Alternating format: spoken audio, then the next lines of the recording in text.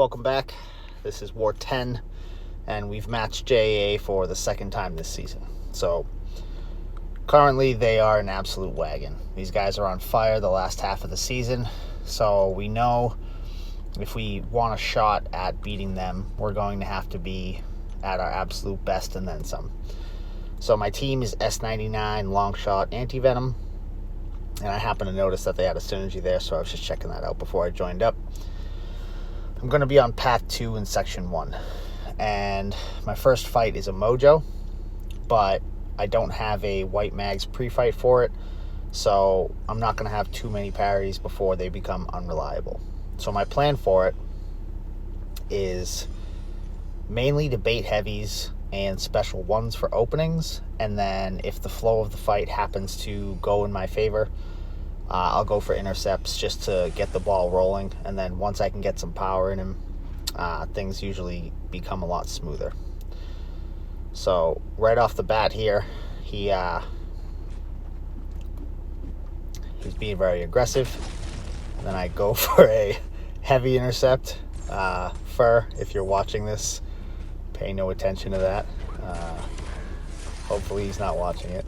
He'll put me in timeout if he sees that I did that.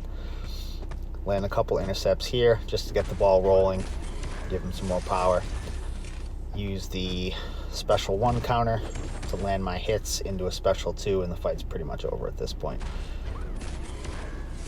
I thought that this combo might finish it off, but it doesn't. So I can see that he's not really wanting to throw his special 1, so I just go for some blocked hits, and that's gonna take him down.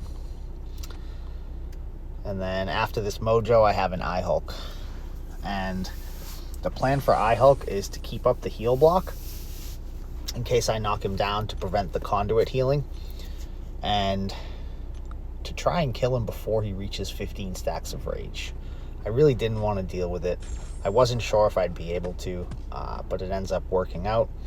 I finish him off before he actually hits the 15, so I don't have to deal with his second life. And I would think that the heal block would prevent the healing when he goes immortal, but I really wasn't sure because I've never used Spidey for ihulk before.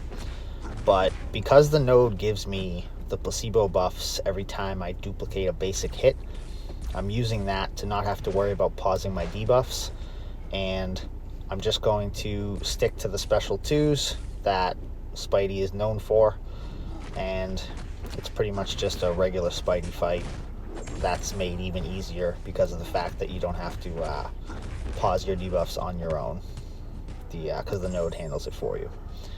And then as far as ihulk is concerned, I just want to bait his special 1s. I can dex his special 2, but special 1's just so much safer. So why even bother pushing him to a special 2? And then I had to wait for some fights to clear up before I could continue moving. And now I'm going to be on Path 8 in Section 2. So I'm taking this Sersi with S99. The node is Rich Get Richer. So I'm going to start with a Wither on her. So if she gets buffs, I can reverse her power. And there's a couple different ways you could play this fight. Right off the bat, you could give her buffs. I decided to go for blocked hits at first and building my ruptures and see how far I could get doing that and just making sure that I maintain my Wither. And then if at some point she decides to throw a heavy, or I decide to hit her and it gives her buffs, I'm already set up to reverse her power anyway. But if I could avoid that for as long as possible, that was my goal here. And I want to stick to baiting special 1s out of her. I can dex the special 2 at this point, but it is far scarier and probably a lot more dangerous than the special 1. So here I hit her and it triggers her glancing. So I'm just waiting that out because I can't apply ruptures through block while she has it. It prevents that because it's minus 100% ability accuracy on hits. So now that's gone away, and I'm just going back to hitting her block, building up my ruptures, because she has those 2 transmutations, so she's going to be constantly getting power from Rich Get Richer at this point. And yeah, she ends up dropping over nice and easy. Then I was checking to make sure that my invuln was still on, because I had to put MD on for this fight here. So I still had 20 seconds on it, so I go right in. And my plan for this one, I have Odin pre-fights, so I'm going to be winning the Rich Get Richer battle. And my plan is to dex a bunch to build my karma, and then when I reach Pure of Heart, I'm going to launch a special 2. But here we're tied on the Rich Get Richer now, so I realize I have to hit him. So I hit him, go straight into special 2, and now I'm going for a special 2 intercept, but the Rich Get Richer pushed me to a special 3. So during this special 3, I was definitely concerned, 1, if this was going to kill him, and 2, what the situation was going to be coming out of it. So I decided just to block coming out of it, and he just ends up dropping over during the stun from the special. So it worked out really well. And then last up, I have Sassy on 48. And the strategy for this one, you want to land a heavy right off the bat to get your exhaustion up.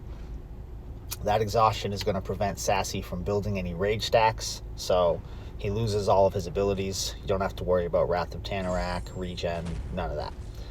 And then normally in this fight, I would hit his block and build up to my 20 ruptures, and then hit him normal to push him over a bar of power, bait the special out, and then go back to hitting his block to build more ruptures up before hitting him normal again to push him over a bar of power, because the node has power efficiency, so he uses 50% less power when he throws a special, and that way you can burst him a lot doing it like that.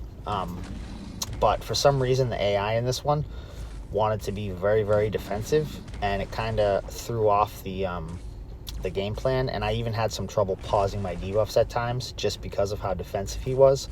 So it kind of changes how the flow of the fight goes, but overall it still ends up being around the same time. So he has the vigilance on him right now, and I see that. I'm waiting for it to wear off. He decides to throw a special. At this point, the falter was too close, so I didn't want to try and keep it off of me, so I just waited out. And now I have to pause my debuffs again, but he's being very, very defensive. The fight's pretty much over at this point, though, so I launch my special 2, and that ends up finishing him off.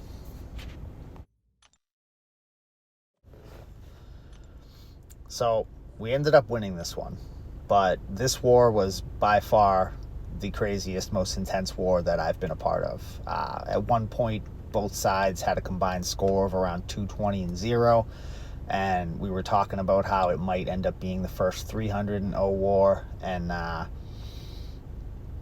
it was crazy. Both sides played phenomenal. Good luck to JA for the rest of the season. These guys are an absolute wagon right now. They're on fire. They're playing out of their minds, and this was just a hell of a war to be a part of. So yeah, good luck to those guys. Good luck to you guys for the rest of the season, and thank you very much for watching. This was a war that I will probably never forget.